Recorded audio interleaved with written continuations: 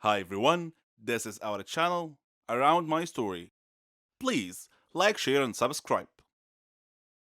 Ma meilleure amie et moi avons été amies pendant plus de 10 ans, et même si nous avons connu des hauts et des bas, nous en sommes toujours sortis. C'est pourquoi j'ai été complètement prise au dépourvu lorsqu'elle a essayé de gâcher mon mariage. Je savais qu'elle était égoïste. C'est le genre de personne qui veut qu'on s'intéresse à elle tout le temps, quoi qu'il arrive. Cela ne me dérangeait pas que tout tourne autour d'elle, parce que cela ne m'affectait pas directement et que je ne me souciais pas d'attirer l'attention. Elle s'intéressait à ma vie et était plaisante à fréquenter, ce qui n'a pas été un problème majeur pendant les 10 années et plus où nous avons été amis. Elle semblait ravie pour moi lorsque je me suis fiancée. Elle paraissait extrêmement heureuse pour moi lorsque je lui ai annoncé que mon petit ami m'avait demandé au mariage, comme devrait l'être une meilleure amie. Elle m'a dit qu'elle avait hâte d'être ma demoiselle d'honneur et de participer à l'organisation du mariage. Je ne lui avais pas encore demandé officiellement, mais j'ai laissé passer parce que je supposais qu'elle était juste très excitée. Elle a commencé à poser des problèmes dès que je lui ai dit que j'avais réservé une date de mariage. Lorsque j'ai fixé la date du mariage sans la consulter au préalable, elle a eu une réaction étrange. Elle m'a dit qu'elle prévoyait de partir en vacances cette semaine-là et m'a demandé si je pouvais changer la date. Il restait encore un an avant le mariage. J'étais très confuse parce qu'elle n'en avait pas parlé avant, alors qu'elle savait que je voulais me marier à cette période. J'ai pensé qu'elle était contrariée parce qu'elle ne recevait pas toute l'attention. Je lui ai même posé des questions à ce sujet, mais elle a insisté sur le fait qu'elle avait décidé de partir en vacances cette semaine-là et que c'était la seule raison. Nous avons fini par trouver une solution, mais je n'en revenais toujours pas. Elle a fait de la vie des autres demoiselles d'honneur un véritable enfer. Les problèmes ne se sont pas arrêtés là.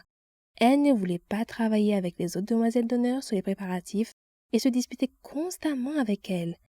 Elle voulait tout faire à sa façon et prendre les décisions finales parce qu'elle disait que c'était son droit en tant que demoiselle d'honneur. Tout ce que je voulais, c'était que l'organisation soit amusante, et elle gâchait totalement l'expérience pour les demoiselles d'honneur et moi. Elle s'est battue contre moi à chaque étape. Par exemple, lorsque nous avons choisi les robes des demoiselles d'honneur, elle s'est plainte de la façon dont elle lui allait, même si j'ai fait de mon mieux pour choisir un style flatteur. Elle a fini par accepter, mais après avoir commandé les robes, elle m'a appelé pour me dire qu'elle n'avait pas les moyens de la payer. La robe n'était pas du tout onéreuse et je savais qu'elle avait beaucoup d'argent.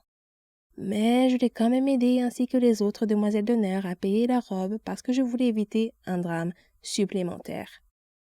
Elle a fini par dire qu'elle ne voulait plus faire partie de la fête nuptiale et s'est mise en colère quand je ne l'ai pas suppliée de revenir. Lors de l'organisation de la fête prénuptiale, les disputes avec les autres demoiselles d'honneur ont finalement atteint un point d'ébullition. Elle m'a appelé en pleurant pour me dire qu'elle ne pouvait pas s'entendre avec elle et qu'elle ne voulait plus participer au mariage. Je lui ai demandé si elle était sûre de sa décision. Elle m'a dit oui, et j'ai pensé que tout était fini. J'étais soulagée que les problèmes soient enfin réglés. Cependant, elle m'a envoyé un message plus tard pour me dire qu'elle n'arrivait pas à croire que je ne l'avais pas suppliée de rester. Vraiment, après tout ça, elle n'est même pas venue au mariage quand je l'ai invitée. Nous n'avons pas parlé pendant un certain temps après qu'elle se soit désistée. J'ai choisi une autre amie très proche comme demoiselle d'honneur. Et tout est allé pour le mieux ensuite. J'apprécie enfin le processus, même si nous n'avions rien résolu. Je l'ai quand même invitée au mariage. J'espérais qu'elle viendrait quand même parce que nous étions amis depuis si longtemps. J'étais prête à passer outre, surtout si elle pouvait se remettre de ses émotions et venir au mariage. Cela m'aurait montré qu'elle voulait toujours être là pour moi, mais elle n'est pas venue. Cela fait 5 ans et je ne lui ai pas parlé depuis. J'entends parler d'elle de temps en temps par des amis communs, et elle a dit à quelques personnes que c'était de ma faute. Je suppose qu'elle a dit à tout le monde que c'était moi qui étais égoïste. Mais je connais la vérité. Le fait qu'elle ne puisse même pas admettre qu'elle a fait quelque chose de mal ne fait que renforcer le fait que j'ai pris la bonne décision en me séparant d'elle. Je suis heureuse d'avoir découvert à ce moment-là qu'elle n'était pas une véritable amie. Les bons moments de notre amitié me manquent. Et j'ai parfois l'impression d'avoir perdu une sœur parce que nous avons été amis si longtemps. Mais il est clair qu'elle n'était pas une vraie amie si elle m'a fait ça. Alors je suis contente qu'elle m'ait montré son vrai visage. Je suis triste que les choses se soient passées ainsi, mais je ne pourrai plus jamais lui faire confiance après ce qui s'est passé. Je suppose que le mariage est vraiment l'une des situations où on découvre qui sont nos vrais amis. Presque toutes les filles rêvent d'être une princesse de Disney, d'être comme Cendrillon qui a épousé le prince, ou Blanche-Neige, la plus belle de toutes. Mon histoire est un peu de ce genre, mais les contes de fées ont généralement une fin heureuse, n'est-ce pas? Mais la mienne... Eh bien, je vous laisse en juger par vous-même. Je m'appelle Rona, et j'ai 17 ans. Je vis avec mes parents et ma sœur Célina. À l'école, j'étais comme une princesse. J'adorais tous mes amis. Et ils m'adoraient. J'excellais dans tout.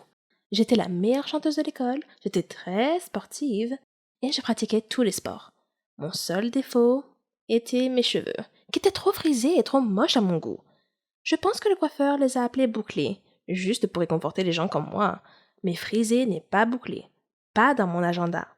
J'admets que les cheveux frisés peuvent être attrayants sur certaines personnes, mais le look le plus ravissant pour moi, ce sont les cheveux longs et lisses. De beaux cheveux raides peuvent rendre n'importe quelle fille belle, même si elle n'a pas de beaux traits. Oh, comme j'enviais certaines filles de mon école avec leurs cheveux longs et soyeux. Bien sûr, ma princesse Disney préférée était Réponse.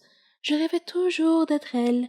À mon avis, c'était la plus belle princesse de l'univers Disney. Les souffrances qu'elle a endurées et le fait d'avoir finalement obtenu ce qu'elle méritait, sans parler de sa chevelure dorée et soyeuse, bien sûr. La façon dont elle brillait au soleil. Qu'est-ce que je ne donnerais pas pour avoir des cheveux comme ça? J'ai tout essayé pour améliorer mes cheveux.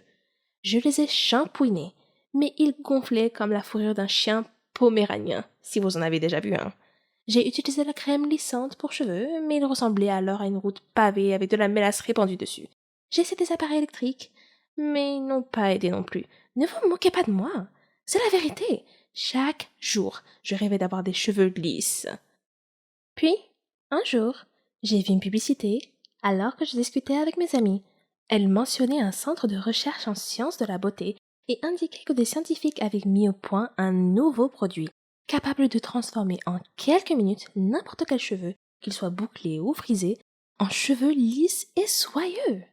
Le centre avait besoin de volontaires pour tester le produit devant un public. Je me suis dit, waouh, mon rêve pourrait bien se réaliser et je pourrais aussi devenir célèbre. J'ai immédiatement envoyé ma candidature.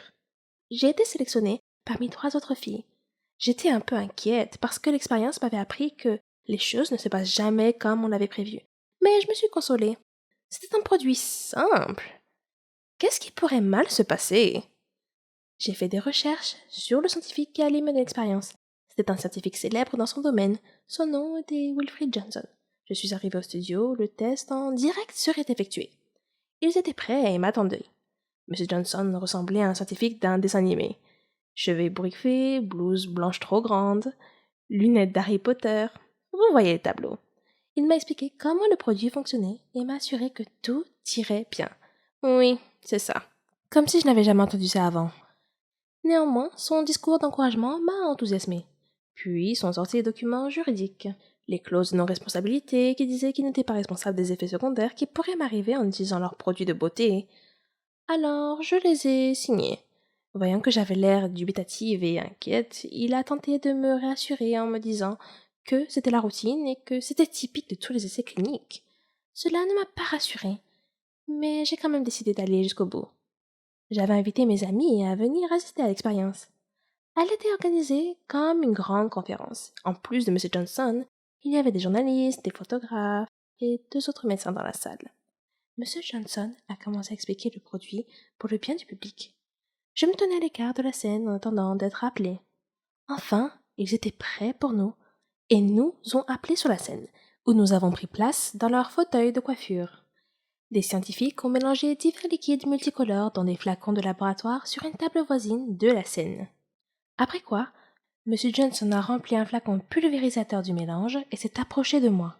Il m'a chuchoté à l'oreille que mon nom entrerait dans l'histoire.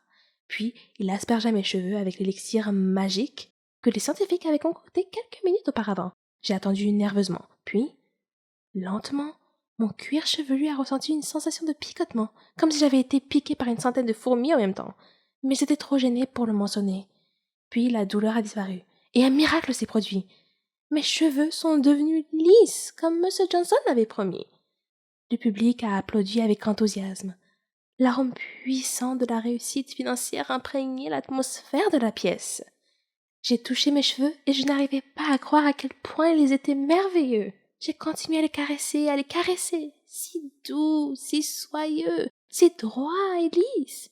Je me suis réjouie.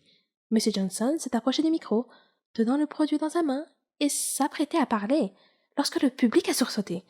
Il regardait dans ma direction. M. Johnson s'est retourné et m'a également regardé. Mes cheveux avaient soudainement commencé à pousser à une vitesse fantastique.